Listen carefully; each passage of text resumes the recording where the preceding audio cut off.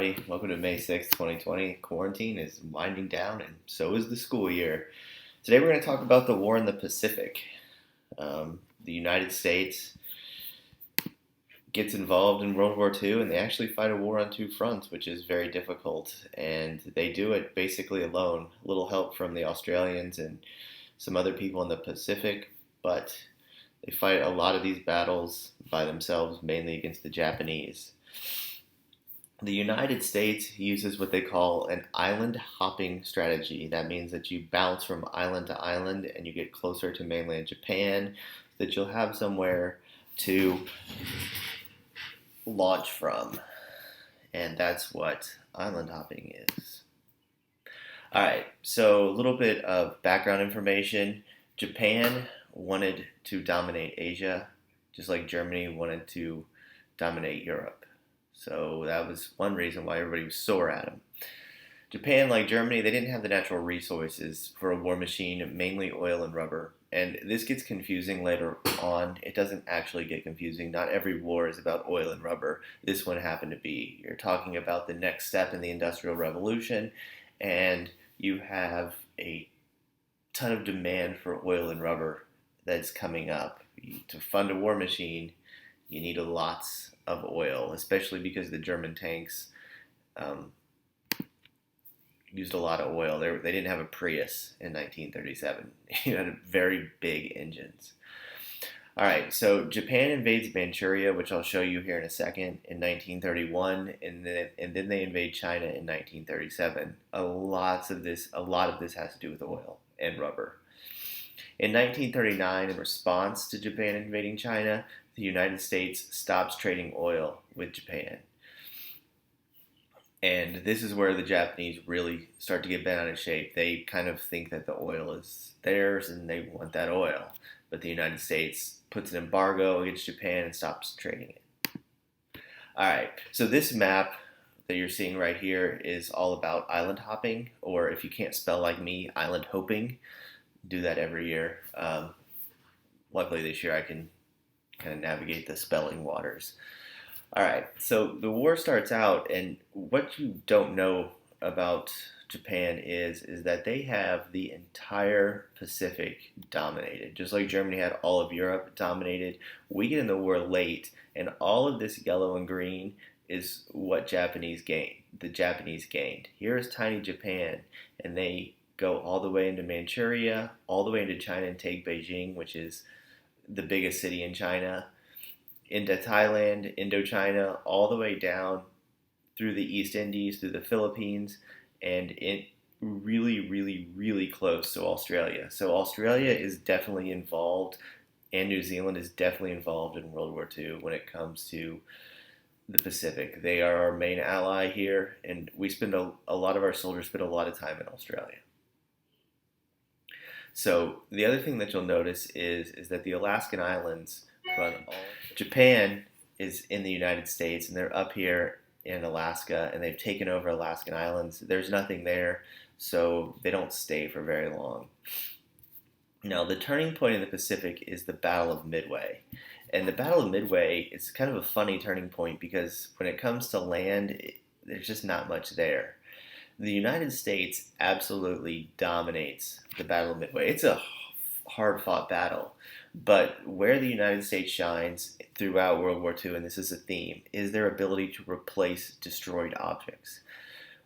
The thing about World War II is the warfare changes. The warfare changes into more of destroying buildings and ships and tanks than the way it used to be, where you tried to destroy people and kill people. So World War II is all about your ability to build industry in the war machine quickly and replace what is lost. The Japanese and the Germans, for that matter, started out with a ton of war machine, tons of stuff, but once they lost it, they couldn't replace it, whereas the United States could replace it pretty quickly. I in my notes I said that the Japanese and the Germans couldn't replace their toys. All right, so island hopping means that you are destroying these islands, you're recapturing these islands and getting closer to Japan.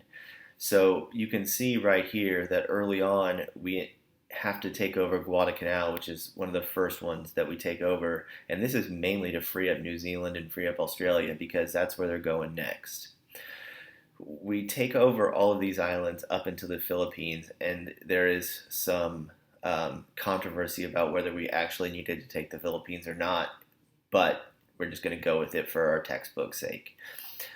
So, as the United States and the Allies are moving closer to mainland Japan, they run into their toughest battles late, which is Okinawa and Iwo Jima.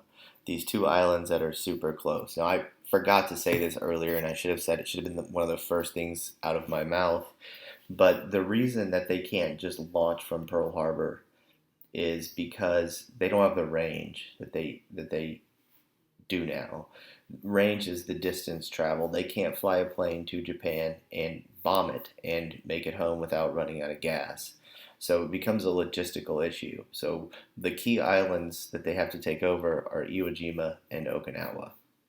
Now, when you look at these pictures, it's going to be very reminiscent of D-Day because these islands are incredibly mountainous. It's not the beaches that you're used to. And in fact, it's kind of crazy. I looked up Okinawa today, and it is a beach resort, but during this time, it was not a beach resort. And this is Iwo Jima right here, and this is the most famous mountain in Iwo Jima, and it's very similar to the landings in D-Day, except you're using Marines instead of Army. They pull their boats up and they have to take the mountain.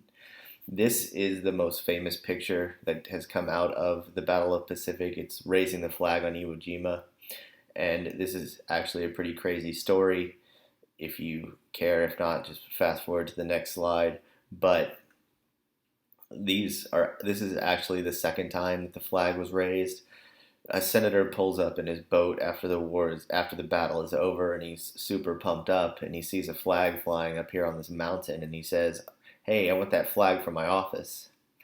So they randomly hand the flag to some poor soldier who was sitting next to him, and the soldier has to hike up this mountain. Now again, they had already taken the mountain. And they pull the first flag down and they put the second flag up. And when they do, a reporter happens to be standing there and he snaps this picture. And it ends up being the most famous picture in World War II, raising the flag on Iwo Jima. Now, it's not like it is today. You don't have the selfie stick or the selfie where you look at it and see it. It's just not like that. It took weeks, if not months, to get the film developed. And they didn't have 1 hour photo either, like in the 90s. And it goes back and it gets printed a couple days, weeks later, it gets printed in every newspaper in America. Every newspaper gets a hold of this photo and prints it. And they pull, by the time it's printed, there's only 3 of the 6 guys that are left. And they pull them out of battle and they send them around the country to raise money. 2 of the guys don't handle it well. 1 of the guys does. But in the end, out of these 6 soldiers, only 1 man goes on to live a pretty normal life. The other 2 are a complete mess. The picture on the left is Hacksaw Ridge. If you've seen that movie, it's very recent. It's very good. Again, both of these islands are mountainous, and you guys know from the Civil War that shooting down is easier than shooting up. And again, the United States sends more humans than they have bullets. All right, so we talked about the Battle of the Midway, we talked about Iwo Jima and Okinawa, and again, it has to do with range. They have to have enough fuel to bomb Japan or launch an attack from Japan to Japan. So they have to take these islands that are closer. And again, the reason that it's only a matter of time is because the United States can manufacture things so quickly. Once they take over Iwo Jima and Okinawa, it's been 4 years. It's been from 41 to 45, and people are getting sick of war.